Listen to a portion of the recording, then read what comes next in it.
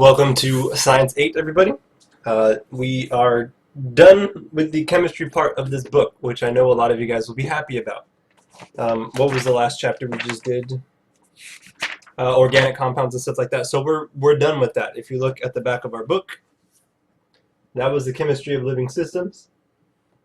Now we're on to Earth in space.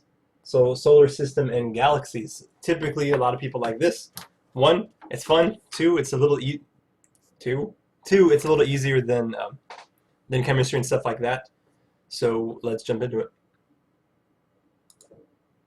Chapter 11, our solar system. Lesson 1, we're just going to look at the structure of how our solar system is laid out. Oh, I have animations. Fancy.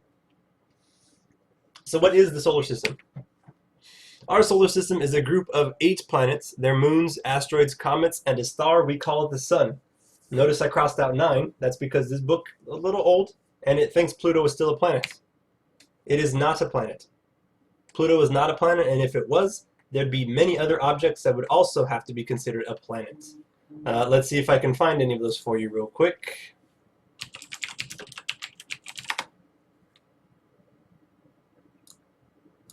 Oops.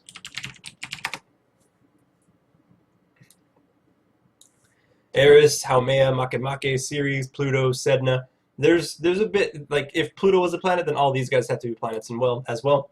We don't consider them, so we're not going to consider Pluto a planet for the rest of this class. All of the other objects in the solar system move around the sun in closed paths called orbits. Here you see an example of those orbits. This is not to scale, which means these aren't the right sizes. We see Earth here. There's no way Earth is bigger than the sun. That's not the case. This is just kind of an example to show you where the orbits are, and like the moons and stuff like that. Hopefully this question is pretty easy. Are the stars you see at night located inside or outside our solar system? Well, there's only one star in our solar system, and that is the sun. So all the other stars are outside of our solar system. Okay? We have one star. That star is the sun. All the other stars are way outside of our solar system. So each planet orbits the sun and also rotates around an imaginary line through the center of the planet called the axis of rotation. So if we use this little cupcake as a planet and let's tilt him a little bit sideways, there's an imaginary line going through him that we rotate like this. That's the axis of rotation. It's like a line right here that I'm rotating around. If I poked a hole through him like that, the metal that I would poke a hole in with him would be the axis of rotation. Planet's period of rotation is the time it takes for the planet to make one rotation. Earth's period of rotation is 1 day. That's why it's called a day. Like that's how we measure a day. It's how long it takes to go around once, right? How long it takes for the Earth to rotate around itself one time. But remember, it's also going around the sun, so the time it takes for a planet to go around the sun is its period of revolution. Okay? So period of rotation is a day. Then how long does it take for the Earth to go around the sun once? Hopefully you guys know that. That's a year. The time it takes to go around the sun once is a year. That's where we get these values for. Like, there's a reason why a year is a year. It's because that's how long it takes to get around the sun. Here we see what we're talking about. There is an orbit like this, goes around the sun, and then there is a rotation that this thing is spinning.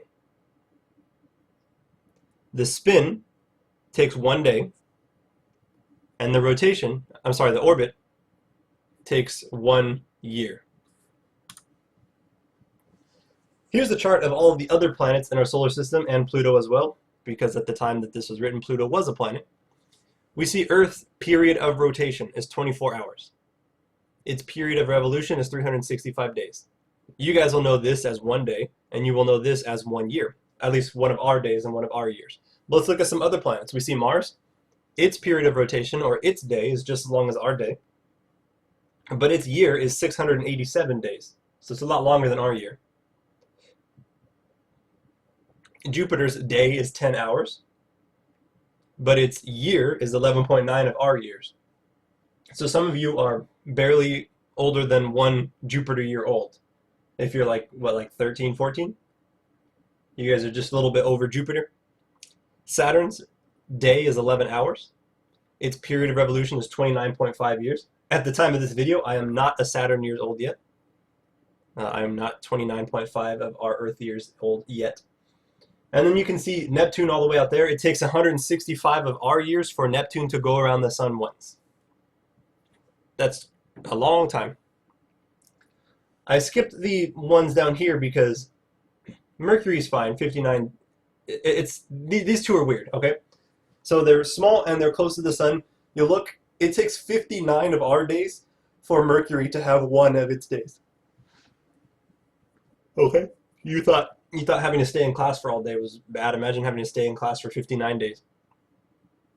Its period of revolution is 88 days, meaning its year is 88 of our days. But then let's look at Venus. Venus's year is 225 of our days. Okay, that's, I mean, we can imagine that. Instead of 365, it's only 225, and then you start New Year's again. Its day is 243 of our days. Okay, so what that means is it's longer than its year. It takes longer for Venus to go from, like, pretend it can have noon, right? So it takes longer from Venus to go from noon one day to noon the next day than it does for it to go from New Year's to New Year's. That's how odd Venus is out there. It's rotating, and it takes 243 days to make a full rotation, and it's orbiting the sun, and it takes 225 days to do that. So it's slower at rotating than it is at revolving around the Earth, around the sun. So let's learn some of the rules that astronomers use to describe the motion of the planets. The first three we'll learn about are thanks to this guy, Johannes Kepler, a German astronomer who gathered data about the motion of the planets. He made up 3 laws that we're going to learn. First one says that any planet's path around the sun is an oval, or fancier, an ellipse. People used to think they were only circles, and some of them are pretty close to circles, but the correct way to call them is an ellipse. We see here that Earth is going around the sun in an oval. If you wanted to make an ellipse, all you would have to do is put 2 thumbtacks on a piece of cardboard, put a string around it, and then get a pencil and do this, and you will get an ellipse. The closer you move those together, the more circular it gets. That's his first law. I'm sorry. That was his first law. All planets orbit in an ellipse shape, in that oval shape. His next law was that he noticed that planets move closer or move faster when they're closer to the sun than when they are farther. So in fancy terms, what he said, oh my gosh, excuse me, a line joining any planet to the sun sweeps out an equal area in equal time.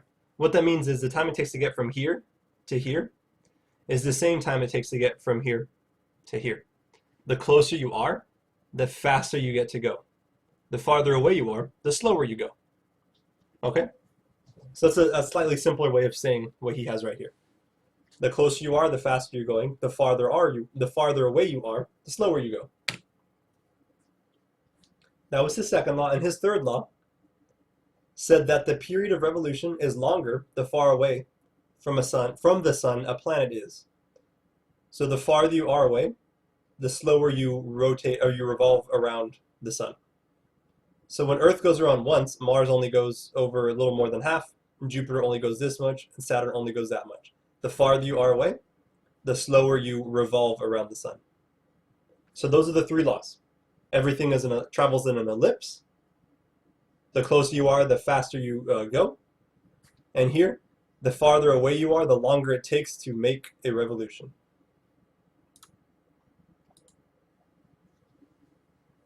So let's start talking about measuring distances, because stuff,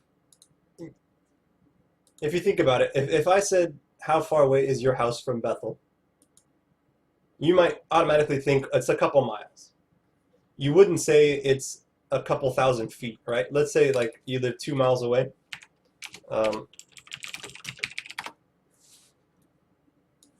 If you live 2 miles away, then you live 10,000 feet away. That's a really weird. if you said that. How far away do you live? Oh, I live 10,000 feet. What? Like, that's a weird distance. On the opposite side, though, if I said, how far away are you from your computer right now? You wouldn't say, oh, I'm 0.00001 miles away. Because that doesn't make any sense. So in space, it doesn't make sense to measure things in miles or meters or kilometers or anything like that. We have to make a bigger number. So here we know that the distance from the Earth to the Sun is 149,600,000 kilometers. So what we did is we said that many kilometers is going to be one astronomical unit. That way we can say we are only one astronomical unit away from the Sun. That makes it a lot easier to start measuring some of these other distances. Because then instead of saying a bunch of millions of kilometers, we can just say, well, Mercury is 0.39 astronomical units away. The Earth is 1 astronomical unit away, and Pluto is almost 40 astronomical units away, which you can kind of visualize that a little better than 149,600,000 kilometers. If you go from the Sun to the Earth and do that 40 times, that's how far Pluto is. It's pretty far. Here we see the distances in kilometers. Here we see the distances in astronomical units. This is a little easier to deal with, right? Earth and Jupiter, these numbers are like, if you're like me, your brain just checks out after a certain amount of time. But here, oh, 1 and 5, I can understand that. Jupiter's 5 times as far away from the Sun as Earth is. That's a lot easier to see than 149 million compared to 778 million, right? Or Saturn. Saturn is almost 10 times farther than the Earth is. Mercury is almost half as far as Earth is from the Sun. So it's a lot easier to understand these distances once we break them down into these new really big units. And it's the same reason why you don't measure distance from your house to school in feet, because that doesn't make any sense. You just switch to miles at that point. It doesn't make sense for us to talk about these using these gigantic numbers when we can just switch to something bigger and talk about astronomical units. Here we kind of see this line is to scale, but the pictures are not. So if Earth is right here, then Pluto is all the way over there. Neptune is over there. Uranus is right there. Saturn is right there. Jupiter is right there. We can see Mercury is really close. This is not to scale either. The only thing to scale is this actual white bar with all the little lines in it.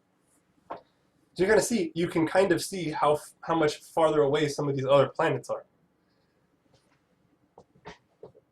Neptune is way out there, and Pluto even much more so. So what's keeping all of this stuff together? Well, the same thing that's keeping you on the ground right now is the same thing keeping all of these planets in line. Same type of stuff, at least not the same exact thing. Gravity. It's an attractive force between any two objects in the universe.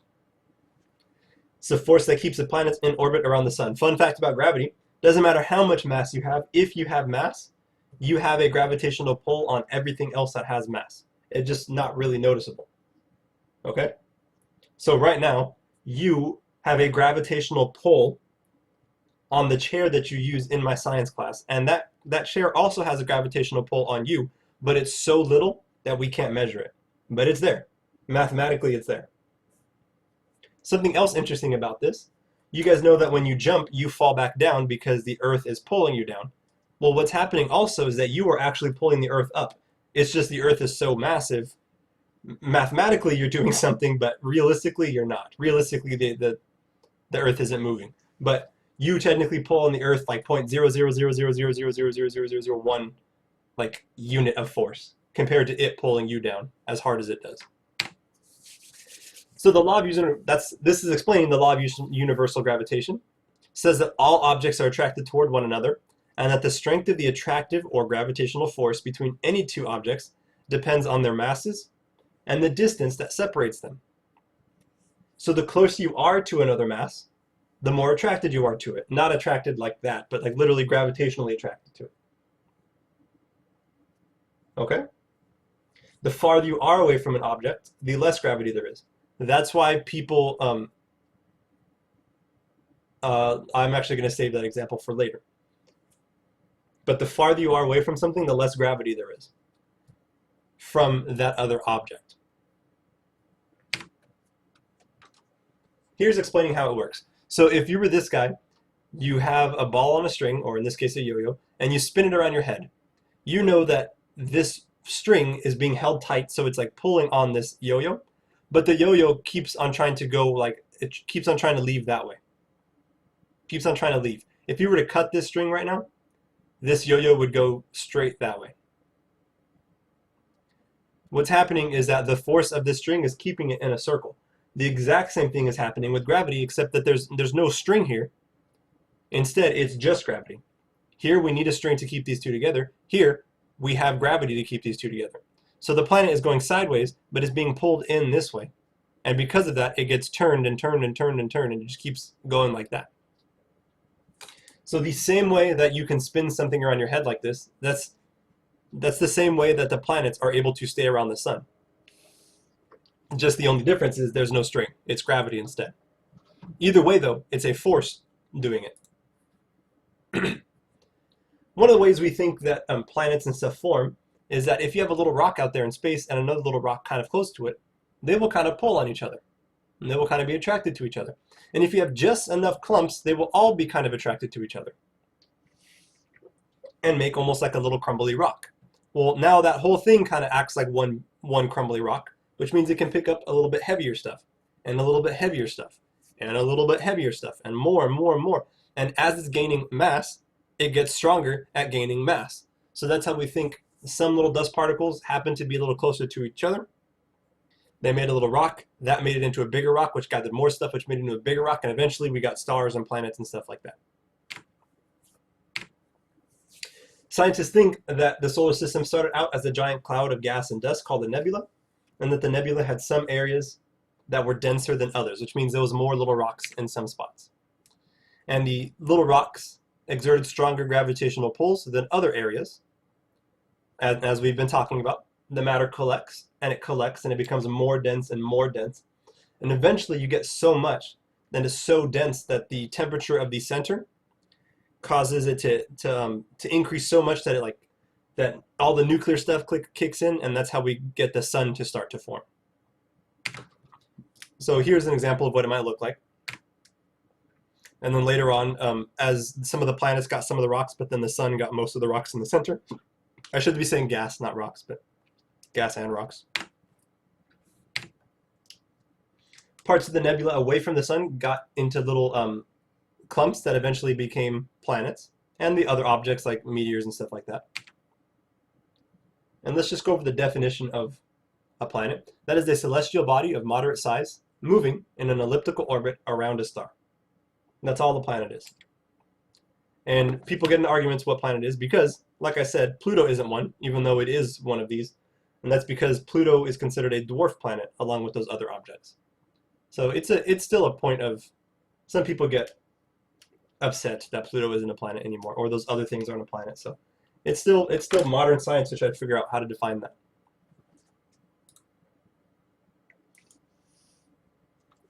Oh well, that's it for section 1.